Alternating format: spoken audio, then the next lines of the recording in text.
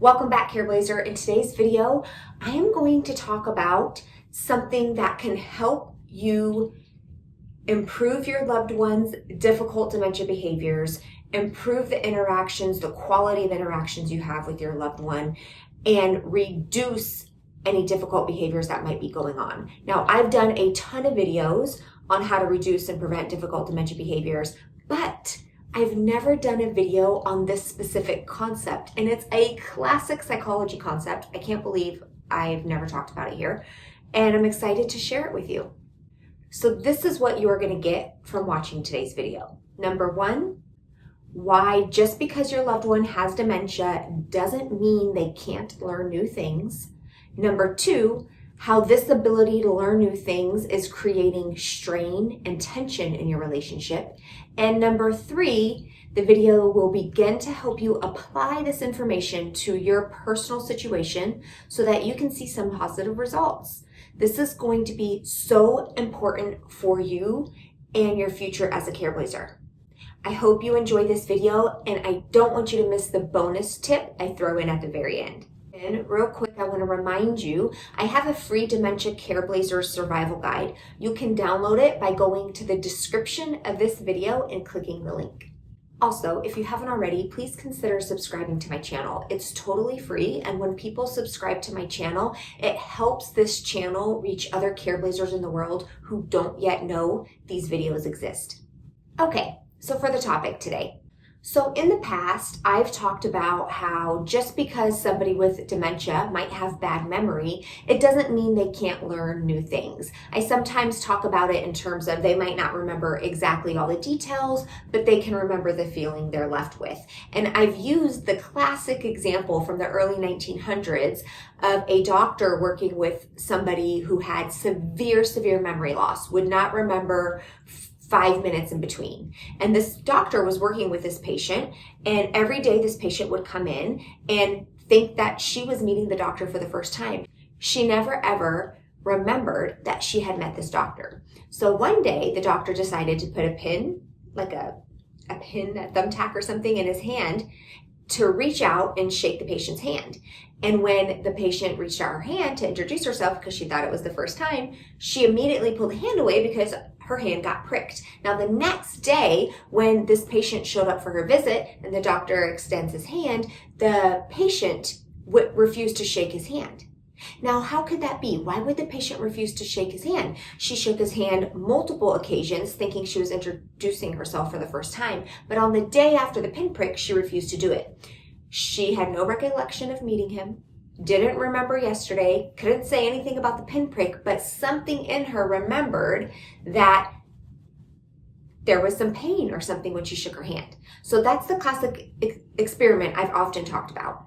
Now, in psychology, I remember learning about this back in college, Psychology 101, there's something called classical conditioning. What classical conditioning means is that when two things, like two unassociated things, two random things, are consistently paired together, they become associated with one another. Sometimes that pairing happens quickly, especially if there's pain, like a pinprick or a lot of extreme pleasure. And sometimes that pairing, that association, takes a bit more time, requires multiple pairings for the connection to take place.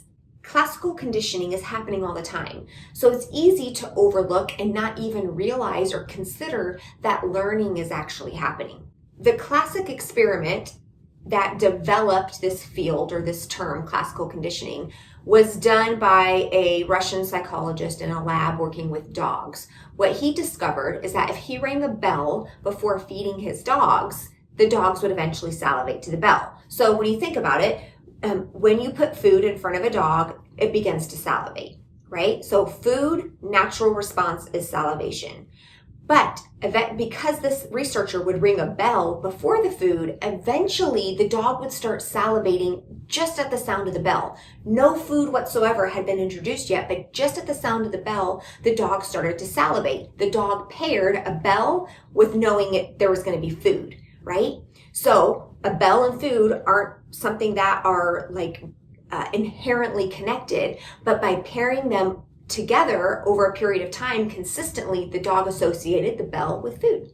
So what I'm saying here is that associations are happening all the time. Your loved one might not be able to explain the connection. They might not be able to say, you putting on your shoes is a connection of you leaving the home. So, and they don't like to be alone, or they don't like when you leave. So the minute they see your shoes, they start, becoming really anxious or agitated, right? From our point of view, we might look at agitation or anxiety with shoes and it doesn't make much sense, but they have learned to pair it perhaps with you leaving. That's just a simple example of how classical conditioning works. Here's another example. Let's say your loved one has a home health aide. A home health aide comes over to the home to help your loved one bathe, and your loved one hates bathing, does not like it. Every time this home health aide comes over, they try to get your loved one into the shower, try to get your loved one unclothed, touch your loved one's body. Eventually, over time, just the sight of the home health aide coming into the home will be enough to evoke the anxiety or pushback that your loved one would do in the bathroom. So like in the beginning, getting your loved one in, trying to get your loved one in to take a bath, they might resist, or they might have some agitation or some anxiety or engage in certain behaviors, right? And then after doing that a certain amount of time, however many times it takes for your loved one, just the sight of the person who's doing that will evoke those responses. Here's another example. Let's say you have a family member who comes by and visits once a week, and every time they come by and visit, they bring your loved one's favorite treat and they sit down and watch your loved one's favorite TV show with them, right? And it's a really pleasant experience. Every time your loved one sees this other family member, your loved one appears more pleasant, more engaged, more happy, seems to be doing a lot better than how your loved one is when it's just you in the home. Notice that how in classical conditioning, eventually pairing two things consistently over time, they start to be associated with one another, including the possibility of that association being a positive or negative emotion. So if you're the person, and you most likely are because you're spending time watching these videos, if you're the primary Careblazer, perhaps living with your loved one, you are the person who is telling them no, reminding them of things they can't do, stopping them from doing things that are unsafe, maybe having to tell them they can't do certain things that they want to do. Eventually, over time, you get paired with the negative emotion of them being told no. They might not be able to go through and tell you all of the examples of everything you said or did that led to their negative emotion, but eventually the sight of you or being around you tends to evoke the negative emotion. Now hang with me, Careblazer. There's some light at the end of this. But before I get into that light, this is why you might notice somebody who isn't around as much, who isn't in that primary caregiving role, can come into the home or can have a conversation with your loved one on the phone and think, this person doesn't seem as bad as they say, right? They think that maybe you're over exaggerating or being dramatic, or that you're lying or something about how much difficulty your loved one is having. Is because when your loved one is with this person, the pairing hasn't happened. They seem to be doing better. This idea of classical conditioning as it applies to dementia is very important. It means that your daily interactions that you are having with your loved one are important and can lead to difficult negative emotions as well as positive emotions. You can foster some positive emotions. Now, because I'm using the example of being the person to prevent them from doing things they want to do that may be unsafe, like, driving a car, working power tools. Because you're that intermediary, I'm not saying go ahead and give them free rein to do whatever they want. I'm not saying to always make every interaction pleasant. I realize that's going to be impossible in some situations.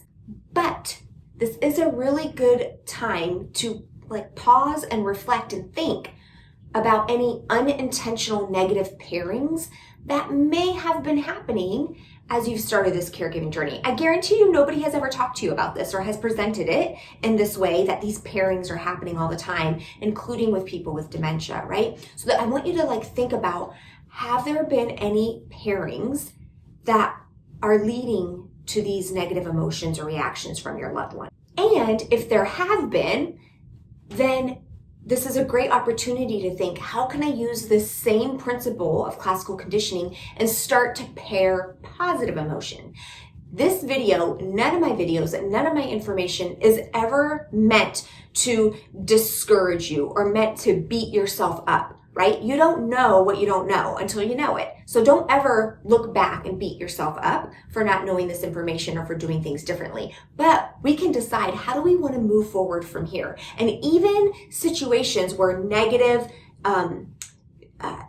things have been paired together, you can turn it around. So for example, if we go back to the very classic example of a bell ringing that causes a dog to salivate because the bell was always before food, eventually over time, if you stopped giving food after a bell ring, the salivation would go away. The association would disappear. The dog would no longer have the salivation reaction to the bell. So it works both ways, right? So it's not a total loss. There's no hope loss if you realize there's been some negative pairing happening. It's okay. We can start to change it. So what is it that you would like to pair together? Is there a positive behavior you would like your loved one to engage in more often? Is there a challenging behavior you'd like your loved one to engage in less often? Think of how classical conditioning can be applied to those situations. A general bonus tip here would be to praise, compliment, acknowledge, recognize your loved one whenever they are doing something that you want to foster more of, and to ignore the things, or at least not reinforce the things that you want to see less of. This is just one tool in the big toolbox of how to approach challenging dementia behaviors.